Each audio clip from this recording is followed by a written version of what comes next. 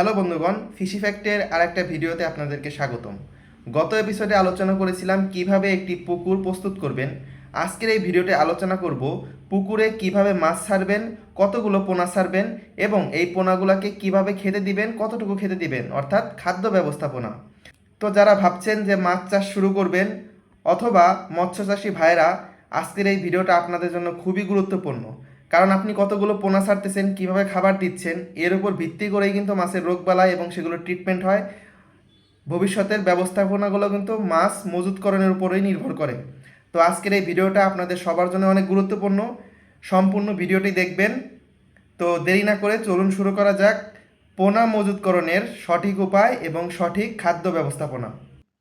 শুরু করছি মাছের পোনা মজুতকরণ ও খাদ্য দেওয়ার সঠিক নিয়ম। সাথে আছি আমি দীপঙ্কর অধিকারী, ফিশারিজ ও জলসম্পদ ব্যবস্থাপনা বিভাগ, সিলেট কৃষি বিশ্ববিদ্যালয়। তো মাছ চাষের পদ্ধতি নির্বাচন। মাছ চাষ করার জন্য মূলত দুইটি পদ্ধতি আমাদের জনপ্রিয় আছে। একটা হচ্ছে মনোকালচার বা একজাতীয় মাছের চাষ, দুই নাম্বার হচ্ছে পলিকালচার বা বহুজাতীয় মাছের চাষ। আপনি যেখানেই যান না কেন দেখবেন বেশিরভাগ মানুষ এই পলিকালচারটাই বেশি করে। মনোকালচারটাও করে, বাট পলিকালচারটা ইদানিং সময় বেশি হচ্ছে। তো আজকের এই ভিডিওতে আমি পলিকালচার নিয়ে আলোচনা করব, পরবর্তী ভিডিওতে মনোকালচার নিয়ে আলোচনা করব।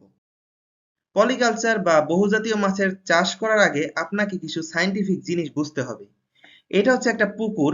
দেখুন, এক একটা পুকুরের তিনটা লেয়ার থাকে, এগুলোকে স্ট্র্যাটিফিকেশন বলে। এই তিনটা লেয়ারে মূলত তিন ধরনের মাছ থাকে। উপরের লেয়ারে যে মাছগুলো থাকে সেগুলো উপরের স্তরের খাবার খায়। মাঝের লেয়ারে যে মাছগুলো থাকে সেগুলো আসলে মাঝের লেয়ারের খাবার খায়। এবং নিচে যে মাছগুলো থাকে সেগুলো নিচের খাবার খায়। নিচের মাছ কখনো উপরে খাবার খাবে না, উপরের মাছ কখনো নিচের খাবার খাবে না। এবং মধ্যম লেয়ারের মাছটা কখনো দুই লেয়ারের মাছের খাবার খাবে না। এর জন্য কি হয়, তাদের মধ্যে কম্পিটিশনটা কম হয়। এর জন্য পলিকালচার মেথডটা বেশিরভাগ মানুষ করে থাকে, কারণ এখানে খাবারের অপচয় খুব কম হয় এবং মাছের প্রতিযোগিতা অনেক কম থাকে। তো এখন কথা হলো, এই উপরের লেয়ারের জন্য আপনি কোন কোন মাছ ছাড়বেন। দেখুন, উপরের লেয়ারে সাধারণত কাতলা, সিলভার কার্প, ব্রিগেড কার্প এই জাতীয় মাছ থাকে এবং এই জাতীয় মাছ সবসময় উপরের স্তরের খাবারগুলো খায়। মধ্যম স্তরের থাকে রুই, পুঁটি মাছ।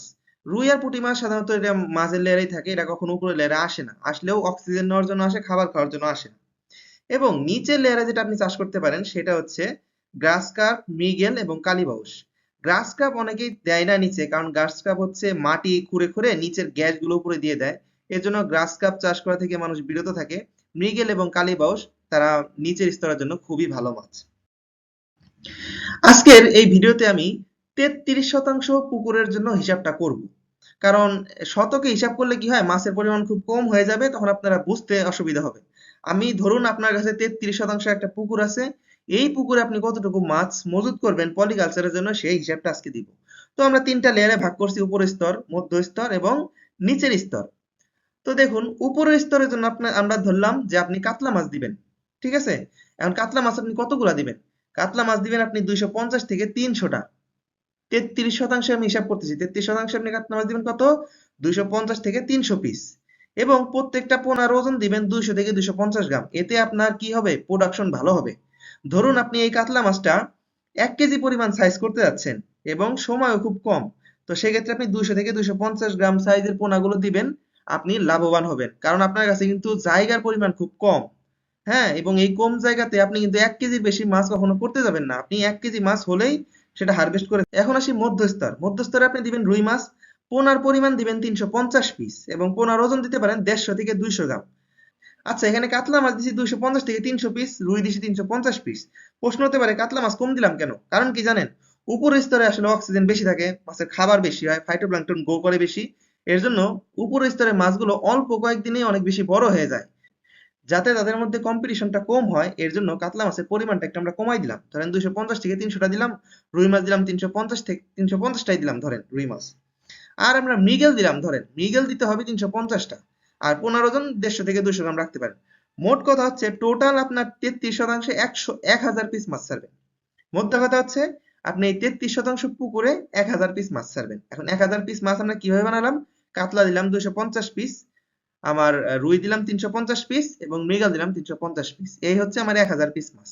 এবং এটা আপনি মেনটেন করবেন, কারণ এবং এটা আপনি মেনটেন করবেন এই কারণে পরবর্তীতে আপনার মাছের খাবার, মাছের কতটুকু ট্রিটমেন্ট করবেন, কতটুকু ঔষধ দিবেন, কতটুকু সার দিবেন, এই জিনিসগুলো কিন্তু এই সংখ্যাগুলোর উপরেই নির্ধারণ করে। সো এই সংখ্যাগুলো কিন্তু খুবই ইম্পর্টেন্ট এবং আপনারা যারা নতুন আছেন এইগুলো খুব ভালো মতো মাথায় ঢুকাই নেন। আর যারা আগে থেকে চাষ করতেছেন তাদের যদি জানা থাকে খুবই ভালো, আর না জানা থাকলে এভাবে চাষ করার চেষ্টা করবেন, তাহলে পরবর্তীতে কোনো রোগবালাই হলে সেটা ম্যানেজমেন্ট করা খুব ইজি হয়। তো এখন টার্গেটটা দেখুন, আপনার টার্গেট রাখতে হবে 6 থেকে 7 মাসে 1 কেজি সাইজ বানাবেন, কারণ আপনার পুকুরের সাইজ কিন্তু 33%। এর জন্য পোনা যত বড় মজুত করবেন তত ভালো। পুকুর যেহেতু 33%, এর চেয়ে বেশি বড় করতে যাবেন না, তাহলে কিন্তু ধরা খাবেন। যাই হোক, এখন আসি খাদ্য ব্যবস্থাপনা। খাদ্য ব্যবস্থাপনা খুবই গুরুত্বপূর্ণ একটা পার্ট, কারণ আপনি মাছ ছাড়ছেন 1000 পিস, এখন এই মাছগুলোকে আপনি কিভাবে খাওয়াবেন? আপনি যদি বেশি খাবার দেন তাহলে পুকুরে ব্লুম হয়ে যাবে, পুকুরে প্রচন্ড গ্যাস হবে, আপনার কি মর্টালিটি বেড়ে যাবে, আপনার প্রোডাকশন ততটা পাবেন না। আবার যদি কম খাবার দেন তাহলে কিন্তু আপনি কি ডিজায়ার্ড মাছের ওজনগুলো পাবেন না। তো আপনি ধরেন মাছ ছাড়ছেন 1000 কেজি, এখন প্রত্যেকটা মাছের ওজন যদি 250 গ্রাম ধরলাম, ধরে নিলাম প্রত্যেকটা মাছের ওজন 250 গ্রাম, তাহলে আপনার টোটাল ওজন কত হচ্ছে বলেন তো? টোটাল ওজন হচ্ছে এই 1000 পিস মাছ আর 250 গ্রাম করে প্রত্যেকটা, তাহলে আমার টোটাল হচ্ছে 250 কেজি। এখন এই 250 কেজি মাছকে আপনি কিভাবে খাওয়াবেন? এই 250 কেজি মাছকে আপনার 4% বডি ওয়েটে খাওয়াইতে হবে। এর মানে কি? 4% হারে খাবার দিবেন, এর মানে হচ্ছে 250 কেজি এর 4% হয় হচ্ছে 10 কেজি। তার মানে আপনি প্রতিদিন আপনার পুকুরে 10 কেজি করে খাবার দিবেন, 33% পুকুরে যদি আপনার মাছ থাকে 1000। এখন এই 10 কেজি খাবার কি সকালবেলা একবারই দিবেন, নাকি দিনে 3 বার ভাগ করে দিবেন, নাকি 2 বার দিবেন? সবচাইতে ভালো হয় এই 10 কেজি খাবারকে 2 ভাগ করে 2 বেলা দিলে। এবং আমি প্রিফার করি সকালে ভোরবেলা যদি আপনি খাবার দেন তাহলে হচ্ছে 6 কেজি দিবেন এবং বিকালে দিলে 4 কেজি দিবেন, কারণ সকালে মাছটা একটু খাবার বেশি খায়, বিকালে সারাদিন প্ল্যাংটন ট্যাংটন খাই, তো এর জন্য বিকালে একটু খাবার কম খায়। এর জন্য 6 কেজি 4 কেজি রেশিও খুব ভালো। এই যেটা বলছি, সকালে দিবেন 6 কেজি এবং বিকালে দিবেন 4 কেজি। আপনার কি দেখেন, আপনার মাছ কিন্তু মানে সব সময় 250 কেজি থাকবে না, এটা কিন্তু প্রতিদিন বড় হবে, তাই না? প্রতিদিন খাবার দিচ্ছেন, প্রতিদিন মাছের সাইজ বড় হবে না। কিন্তু মাছের সাইজ তো আর একদিন 2 দিনে বড় হবে না, এটা বড় হইতে 10-15 দিন সময় লাগবে একটু একটু করে বড় হইতে। এর জন্য কি করবেন, 10 থেকে 12 দিন পরে আপনি এই যে 10 কেজি করে খাবার দিচ্ছিলেন 1 কেজি করে বাড়াই দিবেন। বুঝতে পারছেন? প্রতি 10 থেকে 12 দিন পরে খাবারের পরিমাণ 1 কেজি করে বাড়াই দিলে আপনি কি লাভবান হবেন, আপনার মাছগুলো তাড়াতাড়ি বড় হবে, কারণ মাছ বড় হচ্ছে, ওদের চাহিদাও বেড়ে গেছে। এখন দেখেন মাছের ওজন যখন 500 গ্রাম করে হয়ে যাবে, আপনি তো অবশ্যই মাছে জাল টানবেন, তাই না? 3 থেকে 4 মাস পরে জাল টেনে দেখবেন মাছের ওজন কতটুকু হয়েছে। দেখবেন গড় ওজন যদি 500 গ্রাম হয় মাছের, তখন খাবার দিবেন 3% হারে। 3% হারে খাবার দিলে দেখেন কতটুকু খাবার লাগবে। আপনার মাছ আছে 1000 কেজি, আমরা কিন্তু প্রথমে 1000 কেজি মাছ ছাড়ছিলাম, এখন মাছের ওজন হয়েছে প্রত্যেকটার 500 গ্রাম, তাহলে মোট ওজন কত হলো? 500 কেজি। এখন 500 কেজি মাছকে তার 3% রেটে খাবার দিলে প্রতিদিন খাবার দিতে হবে 15 কেজি। বুঝতে পারছেন? এখন প্রতিদিন 15 কেজি করে খাবার দিবেন 3 থেকে 4 মাস পরে। তাহলে সকালে দিবেন ধরেন 7 কেজি 8 কেজি, বিকালে দিলেন 8 কেজি, এভাবে দিবেন। এখন এগুলো হচ্ছে ছিল খাদ্য ব্যবস্থাপনার মূল কথা। এখন খাদ্য কখন কম দিবেন কখন বেশি দিবেন এগুলো কিন্তু অনেক কিছুর উপর নির্ভর করে। প্রথমত বৃষ্টির দিনে খাবার কম দিবেন, কারণ বৃষ্টির দিনে কি হয়, মাছগুলো নিচে চলে যায় এবং অক্সিজেন অনেক কম থাকে। এই সময় খাবার যদি বেশি দেন তাহলে ব্লুম হয়ে যাবে, অনেক গ্যাস তৈরি হবে, তখন আপনার মাছ কিন্তু বাঁচায় রাখা কষ্ট হয়ে যাবে। এবং পানির গুণাগুণ কমে গেলে খাবার কম দিবেন। আপনি সবসময় সাথে অনেকগুলো কিট রাখবেন, যেমন temperature kit, pH kit, ammonia kit, এগুলো দিয়ে মাপবেন যে এর গুণাগুণ কমে গেছে কিনা, এবং মাছের এই পানির এই গুণাগুণ কত থাকা ভালো কত থাকা খারাপ এটাও আমি একটা ভিডিওতে দিব, আমার চ্যানেলে গেলে পাবেন। এবং পুকুরে ফাইটোপ্ল্যাঙ্কটন যদি বেশি থাকে তাহলে কি হবে, খাবারগুলো আপনারা কম দিবেন, কারণ মাছ কিন্তু এই ফাইটোপ্ল্যাঙ্কটন খেয়েই বেঁচে থাকবে তখন। তো এই ছিল আজকের আমার এই পোনা মজুতকরণ ও খাদ্য দেওয়ার সঠিক নিয়ম।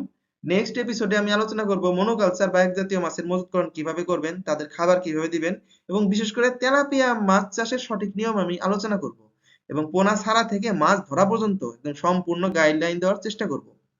এবং আমি যে কথাগুলো বললাম এগুলা কিন্তু আমরা পড়াশোনা করছি ফিশারিজ সায়েন্সে, এবং বিভিন্ন আর্টিকেল ঘেটেই কিন্তু আপনাদের সামনে আমি উপস্থিত করছি। সো এটা খুবই সাইন্টিফিক, আপনারা যদি এভাবে মেনে চলেন, এভাবে যদি মাছ চাষ শুরু করেন, ইনশাল্লাহ আপনাদের প্রোডাকশন ভালো হবে এবং আপনারা লাভবান হবেন। এবং আমার এই ভিডিও যদি ভালো লেগে থাকে অবশ্যই চ্যানেলটি সাবস্ক্রাইব করবেন, এবং এই এপিসোডের মধ্যে গিয়ে এবং এই প্লে লিস্টের মধ্যে গিয়ে আপনি মাছ চাষের সমস্ত ভিডিওগুলো পেয়ে যাবেন। তো ভালো থাকবেন, পরবর্তী কোনো ভিডিও নিয়ে হাজির হব। ধন্যবাদ।